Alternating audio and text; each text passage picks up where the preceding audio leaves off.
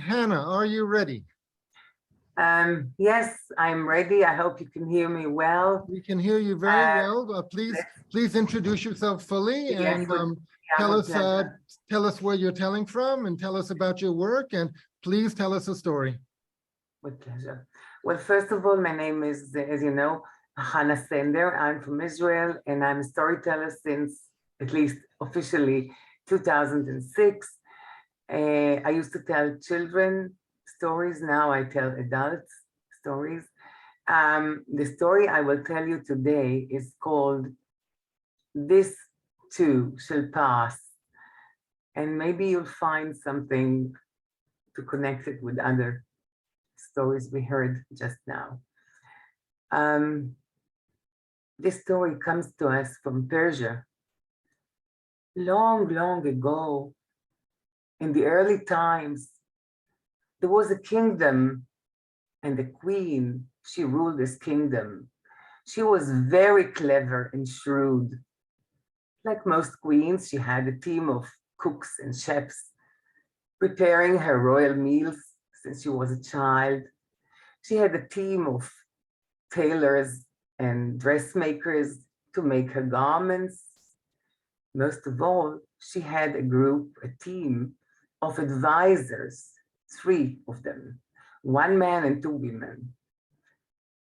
The senior advisor, his name was Zaki, and he was about to retire. So she gave him a very big party, and after his retirement party, she convened the new team.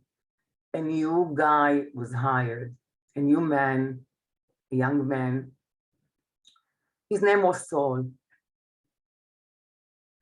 Well, I have decided at this time to decide the real decision, who will be my chief advisor. I will give you a test, said the queen. A test. Everybody was looking at her. Yes, I want to give you a test, and this is my request. Each and every one of you will go tomorrow, will leave the palace and go into my kingdom, any place you wish. You have to bring me one item that will make a sad man happy and a happy man sad. What? What is that? They were amazed, surprised. They couldn't believe their ears. When she left the room, Saul, this is so easy. This is as easy as the ABC. He went out of the room with his head high. But when he came to his chamber, he knew he had no clue where to begin to find something that the queen asked for. The lady advisor, the next morning, she took a carriage to the mountains surrounding the city. She was standing on top of the hill, watching the blue sky and the sunshine. She seemed to be calm and happy. But from far away, she could see some heavy black clouds approaching her. And before long, a big storm started. She was all wet. She tried to find some hiding under a tree. Not much of help. I think I know what the queen means. She means water. That's what she meant, the queen, when she gave us this test. Of course, she talked to herself. I know. Say you are on the beach enjoying the sunshine, splashing in the water, and the blue sky is above you. You're so happy. And then a storm like this comes over you. Surely you'll become very sad, upset. But if you live in the desert, or near the desert, and you had a long period of drought, a sudden storm like that, every drop of water is a blessing. If you were sad, you will become really, really happy. That's the answer. I know it. and she took a jar, she filled it with some rainwater, headed back to the palace. The second lady, she also had no clue of what to look for or where to look for it. But she was walking in the market, enjoying the colors and the flavors of the many things that she saw there. All the spices, the fruit and vegetables, everything was so alive and vivid. She saw also a stall of textiles, kitchenware. At the corner of the street, she saw some people, two people, actually, two men. They were really, really busy gathering and accumulating some wax. And they were doing something wonderful with the wax, some candles. Wow, she thought, here it is. The answer is not really at my side. Light. That's what the queen meant, to make somebody who's sad happy and happy sad. I know it for sure. Well, say you are in the middle of a dream, you're in paradise, and all the angels are waiting on you. You have everything that you wanted ever. The first morning sun rays enter your room and you wake up. The sweetness and the happiness is gone. You're so sad. But if you have a little candle and you're afraid of the dark, just a little candle can make all the difference at night. And in the morning, when the sun shines, you are happy. You're not sad anymore. This is the answer. I know it. So she bought some candles, all shapes and sizes, different colors, and she headed towards the palace. Saul, he was wandering in the villages, he was wandering in the city. Nothing, no idea. He was just all day long walking. He was very, very tired. And suddenly, at some corner, not of the market, not even some corner of the street, he saw a booth and a young girl there. He looked at what she was selling.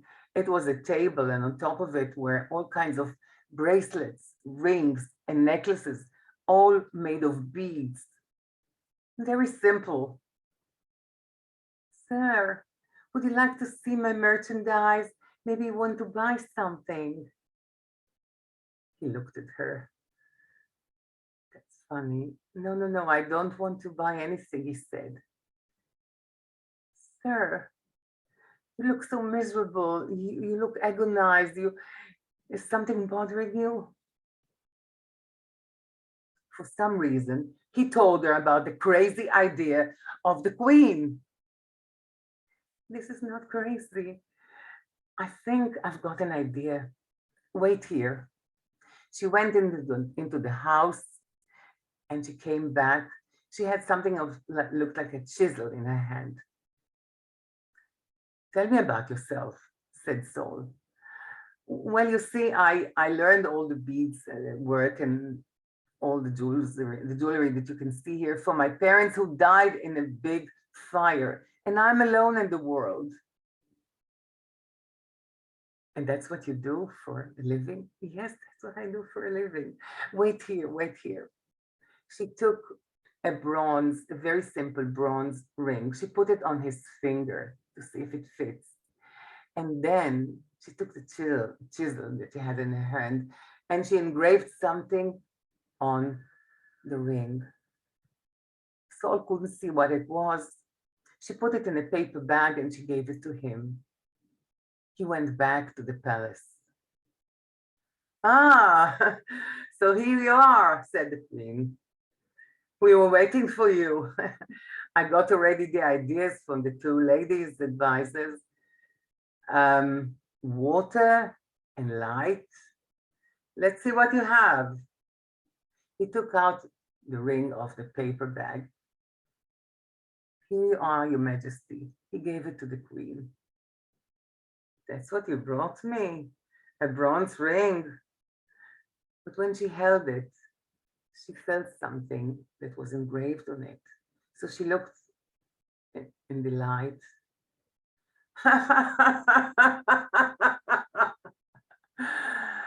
That's exactly what I was waiting for.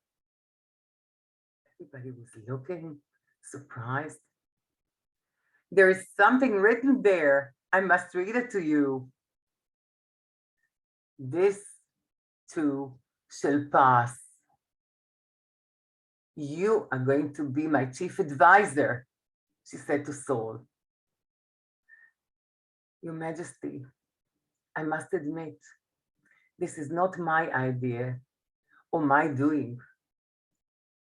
Yes, it's mine. There was a voice coming from the entrance of the hall, and the little girl came towards the queen. She bowed. So you had this idea and you engraved these words? Yes, Your Majesty. So I believe you're going to be my chief advisor. You deserve it. Thank you, my dear queen. But last week I was in Sicily, the southern part of Italy, and there was a young girl running after me, probably an immigrant. She was trying to sell me something. I did buy the beads, this bracelet. And when I touch it, I say to myself, this too shall pass. Thank you.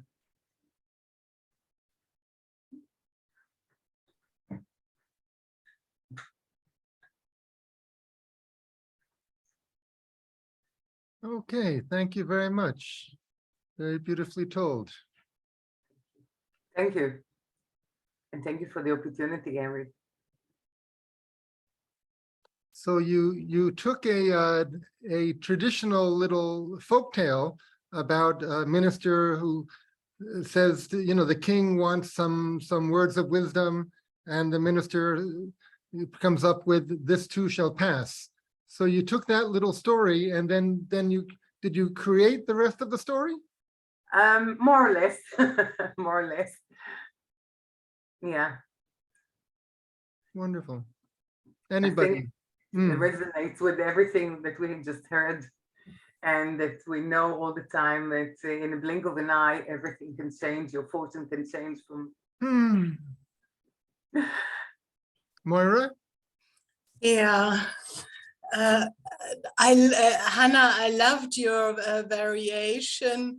I've heard the story in all kinds of languages and all kinds of forms, mainly as a story of King Solomon and Benaiah. But I loved how you made something very personal out of, well, maybe not personal, but very special. Also the female characters instead of all these male advisors which usually run around. And I particularly liked the ending, when you wrapped it up, because I always said, oh, that's a wonderful story and so wise, and don't we all know? And in the end, you sit there and say, and that's it. And your thing with the bracelet, it made it something personal, which regards everyone, which regards you and the listener too. And I love that a lot. Thank you. Thank you so much. Yes, thank you.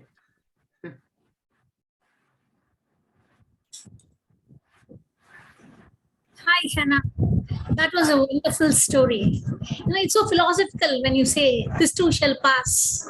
There's so much meaning in it. Everything, it's all about how it goes on and how something nothing will stop. It just goes on the way it has to. Thank you, Anna. That is wonderful. And the intonation was superb, I should say. It was excellent. Ups, downs. It was very beautifully done, the modulation. Thank you, Hannah. Thank you.